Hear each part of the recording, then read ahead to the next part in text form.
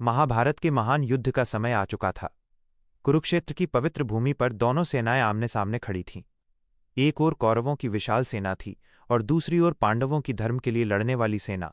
शंख बज चुके थे और युद्ध आरंभ होने ही वाला था।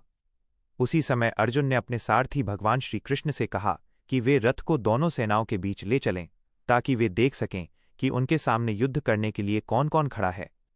भगवान श्रीकृष्ण ने अर्जुन का रथ दोनों सेनाओं के मध्य खड़ा कर दिया। अर्जुन ने जब अपने सामने देखा तो उन्हें अपने ही कुल के लोग दिखाई दिए। उनके पूजनीय पितामह भीष्म खड़े थे, उनके गुरु द्रोणाचार्य खड़े थे।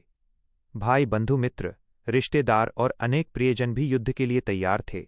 यह दृश्य देखकर अर्जुन का हृदय करुणा से भर गया। अर्जुन ने सोचा कि जिन लोगों ने उन्हें बचपन से प्रेम दिया, जिनसे उन्होंने शिक्षा प्राप्त की, जिनके साथ उन्होंने जीवन बिताया, आज उन्हीं पर अस्त्र उठाना पड़ेगा। यह विचार आते ही उनका मन विचलित हो गया। उनके हाथ कांपने लगे, शरीर कमजोर पड़ गया, धनुष हाथ से ढीला होने लगा और आंखों में आंसू भर आए। अर्जुन ने भगवान श्रीकृष्ण से कहा कि मुझे इस युद्ध में कोई सुख दिखाई नहीं देता। यदि इस युद्ध में विजय भी मिल जाए तो उसका क्या लाभ जब अपने ही लोग जीवित नहीं रहेंगे। राज्य, धन, संपत्ति और सुख किस काम के होंगे यदि उन्हें बांटने वाले अपने ही लोग इस संसार में नहीं रहेंगे। मैं अपने गुरुजनों और बंधुओं की हत्या करके कभी सुखी नहीं हो सकता। उन्होंने आगे कहा कि कुल का नाश होने से धर्म का भी नाश हो जाता है। जब धर्म समाप्त होता है तब समाज में अधर्म बढ़ता है, परिवार टूट जाते हैं, संस्कार समाप्त हो जाते हैं और आने वाली पीढ़ियां भी दुखों में जीवन बिताती हैं। इसलिए ऐसा युद्ध उचित नहीं है जो अपने ही परिवार को समाप्त कर दे। अर्जुन का मन पूरी तरह भ्रमित हो चुका था। वे यह समझ नहीं पा रहे थे कि उनका कर्तव्य क्या है। एक ओर धर्म की रक्षा का दायित्व था और दूसरी ओर अपने प्रियजनों के प्रति प्रेम और करुणा थी। इसी द्वंद्व ने उन्हें भीतर से तोड़ दिया। उन्होंने भगवान श्रीकृष्ण से कहा कि यदि शस्त्र रहित और बिना किसी प्रतिरोध के भी कौरव मुझे मार दें तो वो मेरे लिए अधिक अच्छा होगा। मैं अपने ही लोगों के विरुद्ध युद्ध नहीं करना चाहता। इतना कहकर अर्जुन ने अपना गांडीव धनुष नीचे रख दिया और रथ में बैठ गए। उनका मन शोक और निराशा से भर गया।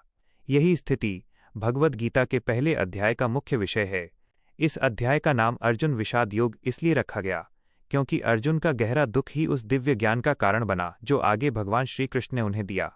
यदि अर्जुन के मन में यह प्रश्न और यह भ्रम उत्पन्न न होता तो संसार को गीता जैसा अमूल्य ज्ञान भी प्राप्त न होता। यह अध्याय हमें सिखाता है कि जीवन में ऐसे क्षण आते हैं जब सबसे बुद्धिमान और शक्तिशाली व्यक्ति भी भ्रम और दुख का अनुभव करता है। कठिन परिस्थितियों में मन कमजोर पड़ सकता है और सही निर्णय लेना कठिन हो जाता है। ऐसे समय में धैर्य, ज्ञान और योग्य मार्गदर्शन की आवश्यकता होती है। पहला अध्याय यह भी बताता है कि केवल भावनाओं के आधार पर निर्णय लेना उचित नहीं होता। जब मन मोह और शोक से घिर जाता है तब सत्य स्पष्ट दिखाई नहीं देता। इसलिए मन को शांत करके धर्म और कर्तव्य के आधार पर निर्णय लेना चाहिए। अर्जुन का विषाद वास्तव में मानव जीवन का प्रतीक है। जब भी मनुष्य अपने कर्तव्य और अपनी भावनाओं के बीच फंस जाता है तब उसके भीतर भी वैसा ही संघर्ष उत्पन्न होता है जैसा अर्जुन के भीतर हुआ था। यही कारण है कि भगवद गीता केवल एक धार्मिक ग्रंथ नहीं बल्कि जीवन को सही दिशा देने वाला अमर ज्ञान है। पहले अध्याय का अंत अर्जुन के शोक और मौन के साथ होता है। वे युद्ध करने की इच्छा छोड़ देते हैं और भगवान श्रीकृष्ण की ओर आशा भरी दृष्टि से देखते हैं। यहीं से दूसरे अध्याय में भगवान श्रीकृष्ण का दिव्य उपदेश आरंभ होता है जो आज भी करोड़ों लोगों के जीवन को प्रकाश और प्रेरणा प्रदान करता है। भगवद गीता का दूसरा अध्याय सांख्य योग। भगवद गीता का दूसरा अध्याय सांख्य योग कहलाता है। ये अध्याय गीता का सबसे महत्वपूर्ण अध्याय माना जाता है क्योंकि यहीं से भगवान श्रीकृष्ण अर्जुन को जीवन का वास्तविक ज्ञान देना आरंभ करते हैं। पहले अध्याय में अर्जुन शोक और मोह से भर गए थे। उन्होंने अपने अस्त्र शस्त्र रख दिए थे और युद्ध करने से इनकार कर दिया था। उनका मन भ्रमित था और वे समझ नहीं पा रहे थे कि सही क्या है और गलत क्या है। तब भगवान श्रीकृष्ण ने उन्हें सत्य का मार्ग दिखाना शुरू किया। भगवान श्रीकृष्ण ने अर्जुन से कहा कि ये कमजोरी एक वीर योद्धा के योग्य नहीं है। कठिन समय में धैर्य खो देना उचित नहीं है। जो व्यक्ति अपने कर्तव्य से पीछे हट जाता है वो अपने जीवन का उद्देश्य भी खो देता है। इसलिए अपने मन को मजबूत बनाओ और सत्य का सामना करो। अर्जुन ने विनम्रता से कहा कि उनका मन पूरी तरह भ्रमित हो चुका है। वे अब भगवान श्रीकृष्ण को अपना गुरु मानते हैं और उनसे प्रार्थना करते हैं कि उन्हें वही मार्ग बताएं जो उनके लिए और पूरे संसार के लिए कल्याणकारी हो। यही वो क्षण था जब अर्जुन केवल एक योद्धा नहीं रहे बल्कि एक सच्चे शिष्य बन गए। भगवान श्रीकृष्ण ने सबसे पहले आत्मा का ज्ञान दिया। उन्होंने कहा कि ये शरीर नश्वर है, लेकिन आत्मा कभी नष्ट नहीं होती। आत्मा का न जन्म होता है और न मृत्यु होती है, वो सदा से है और सदा रहेगी। जिस प्रकार मनुष्य पुराने वस्त्र छोड़कर नए वस्त्र धारण करता है, उसी प्रकार आत्मा पुराने शरीर को छोड़कर नया शरीर धारण करती है। इसलिए किसी के शरीर के नष्ट होने पर अत्यधिक शोक करना उचित नहीं है। भगवान श्रीकृष्ण ने कहा कि जो जन्म लेता है उसकी मृत्यु निश्चित है और मृत्यु के बाद पुनः जन्म भी निश्चित है। यह प्रकृति का अटल नियम है। जो इस सत्य को समझ लेता है वह जीवन के सुख और दुख दोनों में समान रहता है। इसके बाद भगवान श्रीकृष्ण ने अर्जुन को उनके कर्तव्य का स्मरण कराया। उन्होंने कहा कि एक क्षत्रिय के लिए धर्म की रक्षा करना सबसे बड़ा कर्तव्य है। यदि धर्म की रक्षा के लिए युद्ध करना पड़े तो उससे पीछे हटना उचित नहीं है। यदि तुम धर्म के लिए युद्ध करोगे तो विजय मिलने पर राज्य प्राप्त होगा, और यदि युद्ध में प्राण भी चले जाएं तो स्वर्ग की प्राप्ति होगी। इसलिए परिणाम की चिंता किए बिना अपने कर्तव्य का पालन करो। भगवान श्री कृष्ण ने कर्मयोग का महान सिद्धांत भी समझाया। उन्होंने कहा कि मनुष्य का अधिकार केवल कर्म करने पर है, फल पर कभी नहीं। इसलिए अपना प्रत्येक कार्य पूरी निष्ठा और ईमानदारी से करो, लेकिन उसके परिणाम से अपने मन को मत बांधो। जब मनुष्य बिना स्वार्थ के कर्म करता है तभी उसका मन शांत रहता है और वही सच्चा योगी कहलाता है। उन्होंने ये भी कहा कि सफलता और असफलता दोनों को समान भाव से स्वीकार करना ही योग है। जो व्यक्ति हर परिस्थिति में संतुलित रहता है वही वास्तव में बुद्धिमान है। परिस्थितियां बदलती रहती हैं, लेकिन जो अपने मन को स्थिर रखता है वो कभी दुखी नहीं होता। भगवान श्री कृष्ण ने स्थिर बुद्धि वाले मनुष्य के गुण भी बताए। उन्होंने कहा कि जो व्यक्ति अपनी इच्छाओं पर नियंत्रण रखता है, जो क्रोध, लोभ और अहंकार से दूर रहता है, जो सुख और दुख दोनों में समान रहता है और जिसका मन हमेशा सत्य में स्थित रहता है, वही स्थिर बुद्धि वाला मनुष्य है। ऐसा व्यक्ति किसी भी परिस्थिति में विचलित नहीं होता। उन्होंने समझाया कि जब मनुष्य बार बार विषयों का चिंतन करता है तो उससे आसक्ति उत्पन्न होती है। आसक्ति से इच्छा पैदा होती है।